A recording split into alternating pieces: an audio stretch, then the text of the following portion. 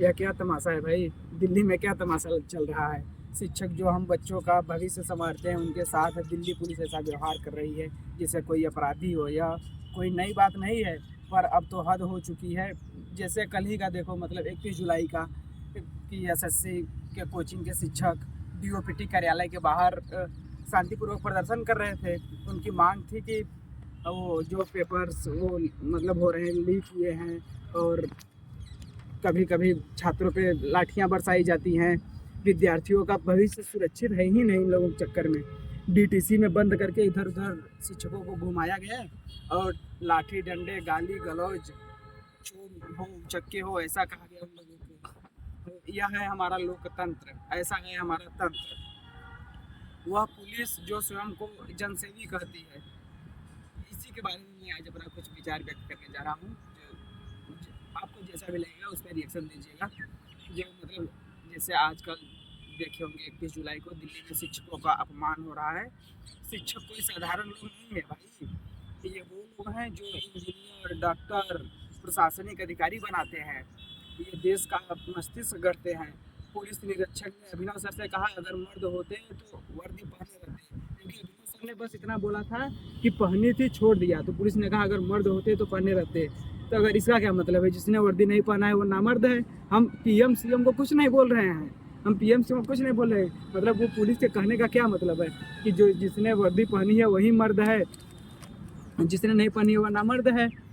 अरे यह कैसी बकवास बात है। एक शिक्षक जो पूरे दिन रात विद्यार्थियों को पढ़ाता है उसकी मर्दानगी पर सवाल कर रहे हो, ये तो शर्म की बात है। नीतू मैम ने एक वीडियो साझा किया जिसमें उन्होंने कहा कि पुलिस ने उनके साथ शारीरिक हिंसा भी की, जबकि महिला टीचरों के लिए महिला पुलिस नहीं थी पर्याप्त कि उनको डिटेंशन के लिए या उनके साथ शारीरिक हिंसा हुई, जो उन्होंने मतलब वीडियो के माध्यम से व्यक्त किया। यह कोई छोटी घटना नहीं, यह एक पैटर्न है जहां पुलिस बिना कारणों से शिक्षकों को डिटेन कर रही है, कई शिक्षकों को निशाना बना रही है। और यह पहली बार ऐसा नहीं हुआ है। 2018 की यह घटना एक थी जिसमें जब एक स्कूल के प्रधानाचार्य और शिक्षकों को एक विद्यार्थी आत्महत्या के मामले में बिना सबूत के गिरफ्तार कर लिया गया था। मतलब शिक्षक को गिरफ्तार कर लिए हैं। तभी सभी स्कूलों ने विरोध किया था कि शिक्षकों के बिना, जब शिक्षक अपने हक की मांग करते हैं तो बच्चों के लिए लड़ते हैं तो पुलिस उन्हें धमकाती है या अपमान करती है। यह कैसा तंत्र है जो अपने शिक्षकों को सम्मान नहीं देता। शिक्षकों का अपमान करने का मतलब है देश का अपमान करना। हम इसे ऐसे ही नहीं छोड़ेंगे। पुलिस की दादागिरी और जो शून्य जवाबदेही है प्रशासन की, यह बात करते हैं कि पुलिस की दादागिरी है। दिल्ली पुलिस को लगता है कि वो कानून से ऊपर है। लेकिन 31 जुलाई के प्रदर्शन में शिक्षकों को न केवल रोका गया बल्कि उन्हें हिंसा का भी सामना करना पड़ा। तो शिक्षकों को पुलिस ने धक्का देकर बसों में भरना स्टार्ट कर दिया था, और बिना उन्हें बताए कि उन्हें कहाँ ले जाया जा रहा है 4-5 घंटे इधर उधर पूरा घुमाया गया। यह क्या तरीका है? अगर कोई शांतिपूर्वक अपनी बात रख रहा है तो उसे डराना धमकाना ही एकमात्र रास्ता है। और इससे बड़ी बात इसके लिए कोई जवाबदेही ही नहीं है। कोई पुलिस अधिकारी निलंबित नहीं हुआ, कोई जांच नहीं हुई, बस शिक्षकों को प्रमाणित करके मामला दबा दिया गया। यह कोई नई बात नहीं है। दिल्ली पुलिस का इतिहास रहा है कि वह शांतिपूर्ण प्रदर्शनों को कुचलने के लिए बल का प्रयोग करती है। जबकि ये भी ऐसे लगता है कि बिना पढ़े ही आए हैं। इसके पहले पेपर लीक नहीं होते थे, अभी क्यों हो रहे हैं, अभी दिक्कतें क्यों हो रही हैं। और जेएनयू के विद्यार्थी जब फीस वृद्धि के लिए शिक्षक और विद्यार्थी दोनों थे तो उन लोगों ने प्रोटेस्ट किया था, उन पर भी दिल्ली पुलिस ने लाठीचार्ज किया था। शिक्षक और विद्यार्थियों को काफ़ी चोटें आई, लेकिन किसी भी पुलिसकर्मी को निलंबित नहीं किया गया। क्या यह पुलिस वालों को सज़ा मिली? नहीं। यह तंत्र ऐसा है जो पुलिस को खुली छूट देता है और शिक्षकों जैसे निहत्थे लोगों पर मारपीट और दबाव, पता नहीं क्या क्या दुर्दशाएं उनकी करता है। जैसे निहत्थे लोगों को कुचलता है। हमारा कॉन्स्टिट्यूशन कहता है कि प्रदर्शन करना अपराध नहीं है। नहीं भाई, संविधान हमें बोलने और इकट्ठा होने की आज़ादी देता है। और फिर दिल्ली पुलिस या हम लोगों की हक क्यों छीन रही है? शिक्षकों का योगदान और समाज की उदासीनता को अगर हम देखें तो शिक्षक समाज का आधार है। एक शिक्षक न केवल कितनी किताबी ज्ञान देता है बल्कि बच्चों के नैतिकता, अनुशासन और जीवन का रास्ता दिखाता है। खासकर एसएससी जैसे प्रतियोगी परीक्षाओं के शिक्षक जो लाखों युवाओं को सरकारी नौकरी दिलाने में योगदान देते हैं, सपना पूरा करने में मदद करते हैं, उनका योगदान अनमोल है। लेकिन समाज और सरकार उनका सम्मान क्यों नहीं करते? यह सिर्फ शिक्षकों की बात नहीं है भाई, यह उस तंत्र की बात है जो शिक्षकों के महत्व को शिक्षकों को इम्पोर्टेंस नहीं देता। एक तरफ हम कहते हैं कि शिक्षक राष्ट्र निर्माता है, लेकिन दूसरी तरफ इनके साथ ऐसा व्यवहार होता है।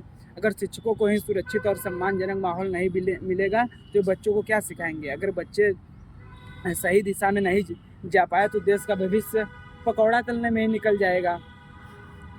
दिल्ली पुलिस को समझना होगा कि शिक्षकों के साथ ऐसा व्यवहार करके वो पूरे समाज को नुकसान पहुंचा रहे हैं। और ये अगर हम देखें तो हमारे तंत्र का प्रबंधन और शिक्षकों पर जो हमला हुआ है, एसएससी परीक्षाओं का कुप्रबंधन कोई नई बात नहीं है। पेपर लीक, देरी से परिणाम और भर्ती प्रक्रिया में गड़बड़ी, यह सब हर साल होता है। शिक्षक जो इन परीक्षाओं की तैयारी कराते हैं इस कुप्रबंधन का शिकार बने हैं। जब ये इनके खिलाफ आवाज़ उठाते हैं तो पुलिस उन्हें चुप बनने के लिए बल का प्रयोग करती है, उन्हें चुप कराने के लिए बल का प्रयोग करती है। 31 जुलाई को जो हुआ ये जीवंत उदाहरण है। शिक्षकों को बस इतना ही नहीं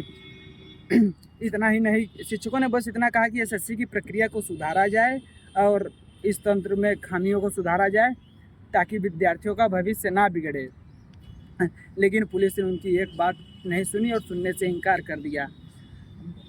बात सुनने के बजाय उनको ये करना चाहिए था कि इनकी बात सुने, क्या दिक्कत है, क्या परेशानी है, समझे और फिर अपने ऊपर ऑफिसरों के पास पहुंचाएं। लेकिन दिल्ली पुलिस तो तानाशाह बन चुकी है। उत्तर कोरिया के शासक से भी ज़्यादा तानाशाह बन चुकी है। यह तंत्र का दोहरा रवैया है, जहां एक तरफ हम बात करते हैं शिक्षा को बढ़ावा दें, दूसरी तरफ बात करते हैं कि 30,000 स्कूल बंद कर दिए जाएं। ये तो बिल्कुल गलत बात है। हम शिक्षा को कैसे बढ़ावा दे सकते हैं स्कूल बंद करके? यह शिक्षा को बढ़ावा देगी लेकिन दूसरे तरफ से दबा दिया जाता है। अगर सरकार और पुलिस वाकई में शिक्षा और युवाओं की चिंता करते तो वे शिक्षकों की बात को सुनते, न कि उन्हें दंडित करते। यही समय है कि तंत्र से हमने सवाल क्यों न करें, करना चाहिए।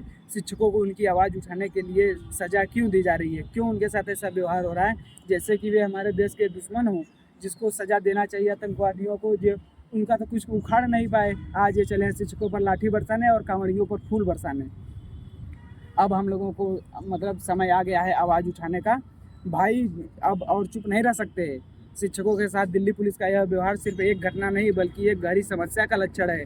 यह उस तंत्र की नाकामी है जो शिक्षकों को सम्मान देने की बजाय उनकी बातों को दबाता है, उनके साथ मारपीट करता है, अभद्र व्यवहार करता है। हमें इस अन्याय के खिलाफ लड़ना होगा, एकजुट होकर लड़ना होगा। हमें सड़कों पर, सोशल मीडिया पर और हर मंच पर यह बात उठानी होगी कि शिक्षकों का अपमान बर्दाश्त नहीं किया जाएगा। मैं आपसे कहता हूँ शिक्षकों के साथ खड़े हो जाइए, उनके हक की लड़ाई हमारी लड़ाई है। अगर आज हम चुप रहें तो हमारी जगह कोई और होगा, लेकिन इन तानाशाहियों का और तानाशाही बढ़ जाएगी। अगर हम आज चुप रहे तो कोई और इनका शिकार बन जाएगा। दिल्ली पुलिस को यह समझना होगा कि शिक्षक इस देश का गौरव है, उनके साथ ऐसा व्यवहार कतई स्वीकार नहीं है। चलो मिलकर आवाज़ दें और इस तंत्र को बता दें ये बहुत हो चुका, शिक्षकों को उनका हक दो और दादागिरी बंद करो। जय हिंद।